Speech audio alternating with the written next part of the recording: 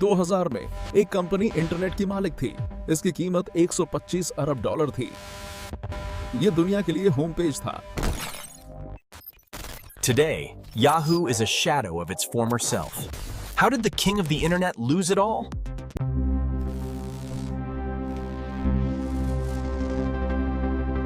साल 2000 में एक कंपनी का पूरे इंटरनेट पर राज था। I guess 3.5 years ago, if we were looking to start a business and make a lot of money, or even start a successful business, I guess, and we wouldn't have done इसकी कीमत थी 125 billion dollar.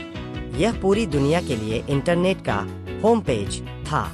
अगर आपको कुछ search करना हो, email भेजना हो या खबरें पढ़नी हो, तो आप याहू पर जाते थे।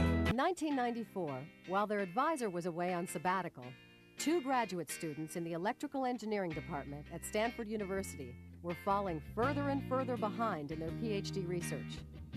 Instead of doing what they were at Stanford to do, David Filo and Jerry Gang were deep into the exploration of a new and compelling universe, the World Wide Web. अपने शिखर पर Yahoo के पास Google को सिर्फ $10 लाख में खरीदने का मौका था। उन्होंने मना कर दिया। बाद में उनके पास फेसबुक को $1 बिलियन में खरीदने का मौका आया। उन्होंने कम बोली लगाई और मार्क जुकरबर्ग डील छोड़कर चले गए।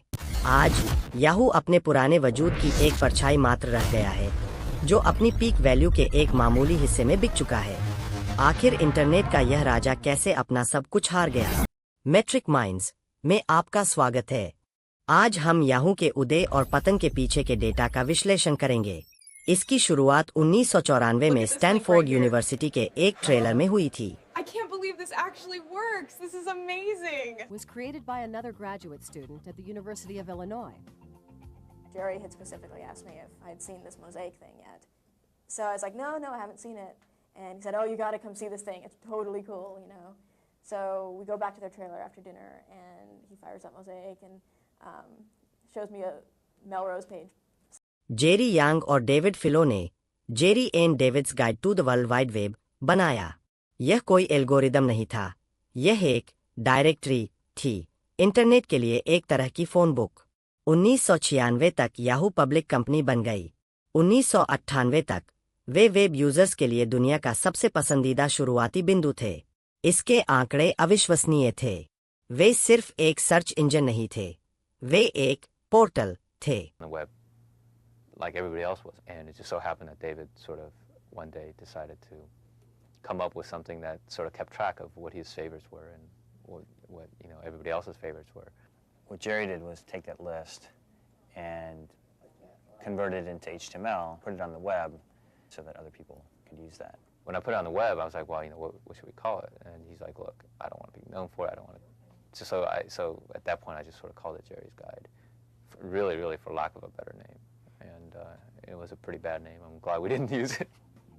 उन्होंने जियोसिटीज को $3.6 बिलियन और ब्रॉडकास्ट.com को $5.7 बिलियन में खरीदा। वे जिस भी चीज को छूते वह सोना बन जाती, या कम से कम ऐसा ही लग रहा था। Basically spread from mouth to ear very quickly. And it was just really neat to be able to go to this index. You know, it was like one of the first places I always went to go look for things. And what became apparent to me quickly was that this idea was getting out of hand. So we really had to face the problem.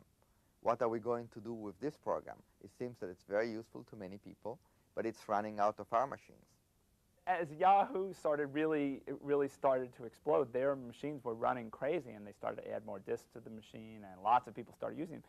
So the other students in there, these machines would be going crazy all day and all night. And the trailers weren't the greatest place necessarily for working, the most quiet place or anything like that. So the other students just started, you know, Yahoo's getting to be too successful. And I think गलती number 1, search की ताकत को कम आंकना। 1998 में Yahoo की portal रणनीति का पूरा ध्यान लोगों को अपनी साइट पर रोके रखने पर था ताकि उन्हें विज्ञापन दिखाए जा सके। दूसरी ओर स्टैनफोर्ड के 2 लड़कों लैरी पेज और सर्गेई ब्रिन ने एक ऐसा इंजन बनाया जो लोगों को उनकी जरूरत की चीज तेजी से ढूंढने और साइट से बाहर निकलने में मदद करता था। याहू के पास इस तकनीक यानी गूगल को $10 लाख में खरीदने का मौका था। उन्होंने इसे ठुकरा दिया क्योंकि उन्हें लगा कि सर्च कोई असली बिजनेस नहीं है। users or an audience or viewers, call them what you will, and then retain them, advertisers would flock. Philo and Yang found several corporations and financiers more than ready to talk deal. AOL and Netscape were just two companies anxious to buy the Yahoo technology. They suddenly had more choices than probably they had ever contemplated having. And they were understandably perplexed. They could decide they wanted to be PhDs. They could decide they wanted to sell Yahoo to. गलती number 2, Facebook वाली deal में कंजूसी। 2006 में Yahoo ने Facebook को $1 billion में खरीदने का ऑफर दिया। जब याहू के स्टॉक की कीमत थोड़ी गिरी तो उन्होंने अपना ऑफर घटाकर $850 मिलियन कर दिया। जुकरबर्ग ने मशहूर तौर पर कहा, यह हमारी कंपनी है, चलिए यहां से, और मीटिंग खत्म कर दी। आज फेसबुक की वैल्यू $1 ट्रिलियन से भी ज्यादा है। 2001 और 2012 के बीच याहू ने 6 अलग अलग CEOs बदले। हर किसी का विजन अलग था। क्या यह एक टेक कंपनी थी, एक मीडिया कंपनी, या एक विज्ञापन कंपनी? किसी को कुछ समझ नहीं आ रहा था।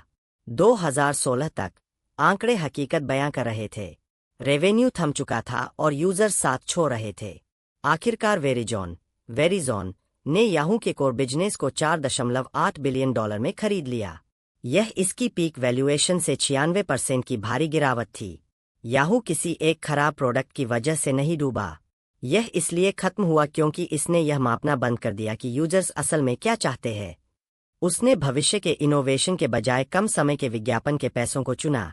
अगर आपको यह विश्लेषण दिलचस्प लगा तो मेट्रिक माइंड्स को सब्सक्राइब करें। हम हर हफ्ते दुनिया के सबसे बड़े ब्रांड्स के पीछे के डेटा को आसान भाषा में समझाते हैं। Spring of 1997, they donated $2 million to Stanford, becoming the youngest donors ever to endow an academic chair at the university.